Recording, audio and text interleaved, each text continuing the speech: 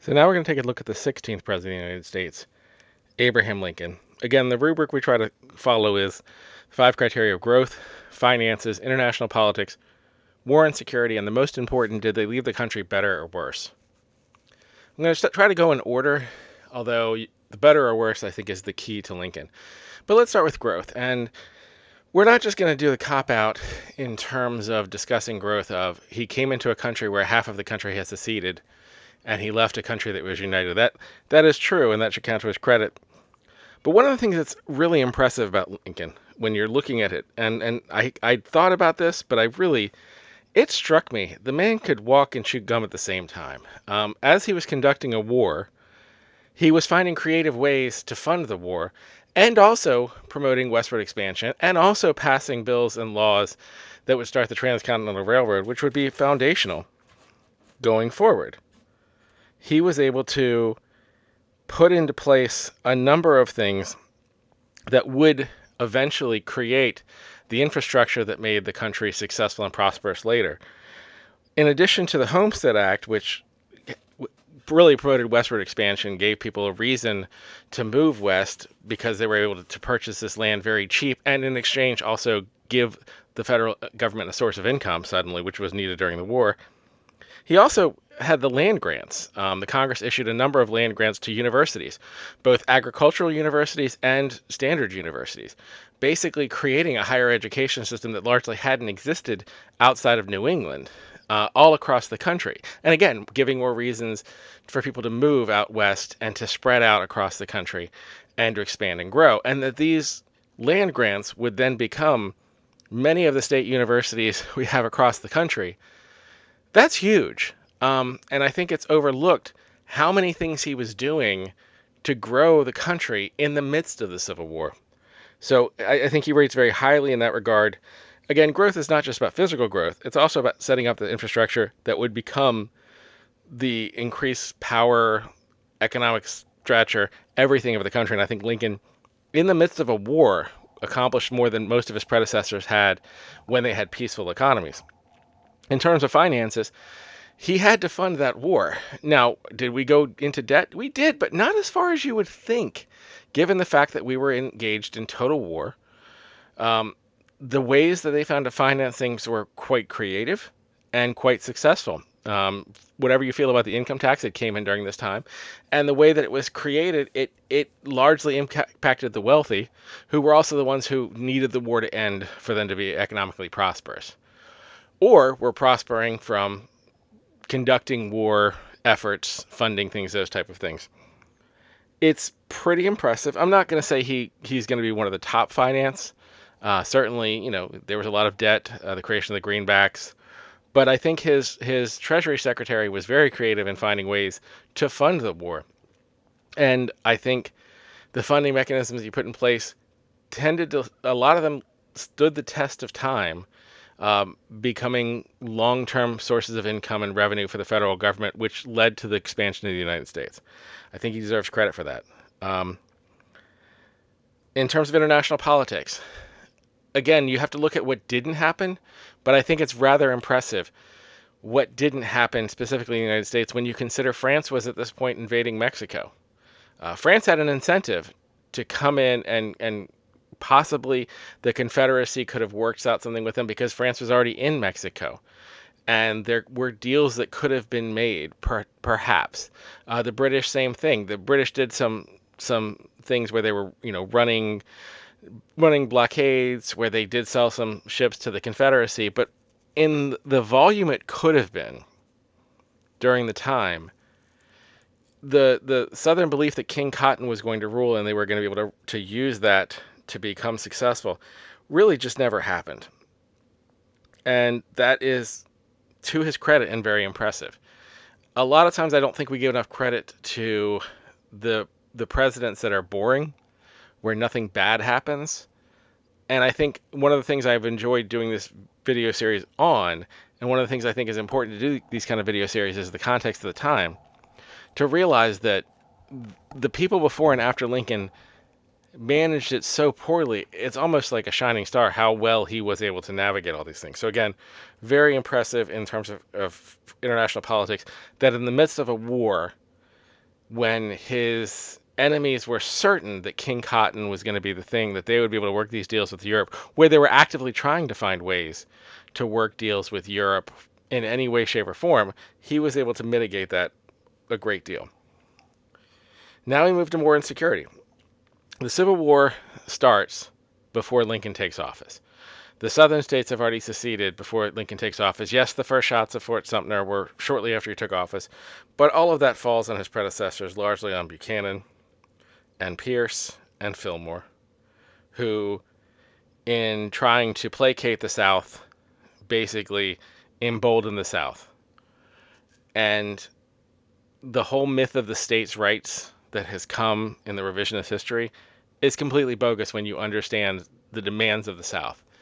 The demands of the South that slavery should be expanded to the new states out west, should be allowed in states that have decided not to make it legal, should force the northern states to enforce fugitive slave laws and allow transportation of slaves through their states where, again, they have decided that slavery should not be allowed.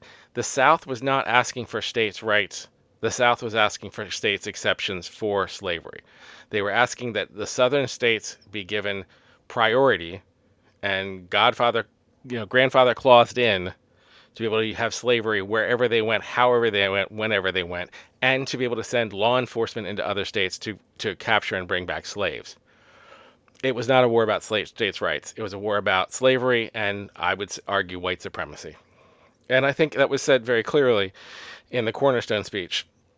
And if you don't know what the Cornerstone speech is, I suggest you go look it up, read it, and then try to convince yourself that after that speech given by the Vice President of the Confederacy that the war was not about slavery, when he explicitly explains it was the cornerstone. White supremacy was the cornerstone of the Confederacy. But I'm digressing a little bit. Let's get back to Lincoln.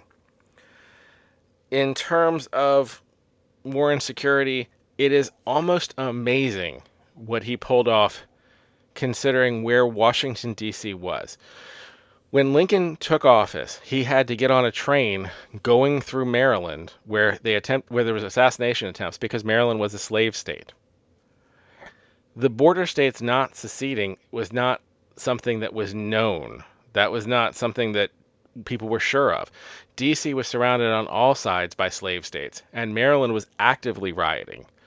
The suspension of habeas corpus, which people look back on and critically of Lincoln, has to be seen in the context of the capital was surrounded on all sides by people who were not only either sympathetic to the Confederacy in terms of Maryland or actively participating in the Confederacy in terms of Virginia.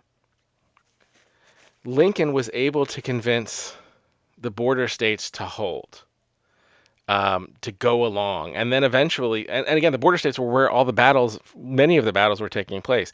You were asking slaveholding states to accept the battle, their land was going to become battlefields and support the Union. Incredibly impressive that he pulled it off. Lincoln's forming his cabinet full of people who were his rivals. I was thinking of this in contrast to Jackson, who the first 2 years of Jackson's presidency we talked about was him trying to get his cabinet to not fight over one of the cabinet members' wives. Lincoln is basically saying, look, I know we fought a hard-fought battle to see who would be the nominee, but I know you're smart. I know you're good. I'm basically picking you, and I'm empowering you to do the job well because we need to put any of our personal petty squabbles aside for the good of the Union. And Lincoln was constantly, actively going out of his way to tell everyone he was focused on the Union, even as someone who was an abolitionist, who didn't believe in slavery. He was just going out there and saying, I will do whatever need be done. His inaugural address is basically saying, look, if you guys want to keep slavery, I promise you guys can keep slavery. He was willing to make any concession to his own personal beliefs to keep the Union in place. But at the same time, he constantly applied pressure to move what was possible forward. And as he was able to successfully grow in power, as the plans they put in place, like as I discussed earlier, with regards to how they funded the war and being able to keep the Europeans out of the war and being able to just make sure that the war was won. There's a lot of arguments over his generals and whether they did a good job or not, McClellan and all that. The fact that he held everyone together was not a foregone conclusion. In fact, that was the South was betting that the North would tire of the war and just let them go. And there was an entire world where they would have just let him go. I think Buchanan was all for just letting them go for all intents and purposes. I think the Pierce and Fillmore approach was basically, let's just give the South what they want so we don't have a fight. And Lincoln didn't do that. And he convinced everyone to go along with him when he had a lot of rivals who actively were not in favor of his decision making. It's incredibly impressive. So, taking all that into consideration, we're going to go to the better or worse scale. Obviously, the country was left far better than when he found it, if only because the country was in such a mess when he found it. And there's an entire game of what if you can play with regards to what would have happened if he hadn't been assassinated just a few days after the signing of the treaty at Antietam, and how he would have approached Reconstruction. We know with his work on the 13th Amendment, the direction that he was going. But this is why, and this is the flaw that has to be dealt with regards to Lincoln. He picked Andrew Johnson. Now, you can argue that he felt he had to because he was worried that McClellan might actually win. I don't think, based on the results of how it came out, I think he won 55%. It was about landslide in presidential terms. I don't necessarily buy that. And then you also have to have the question of his management of McClellan, and that McClellan was then running for president on a platform of ending the war. There were times where Lincoln's decision-making in terms of people wasn't always stellar. Now, it was so much better than the people who came before or after him, so I want to be clear about that. But I do think you have to consider Andrew Johnson vice president, and that with Lincoln's assassination, Andrew Johnson becoming president, as a major mistake. And because of that, I am going to put him second behind George Washington rather than first. I don't think it's particularly close with anyone after him. I think there's a clear Washington and Lincoln well above everyone else, well above Jefferson. But I do think I have to put Lincoln second because of Andrew Johnson, and I'll get to that when we get to Andrew Johnson in the next video.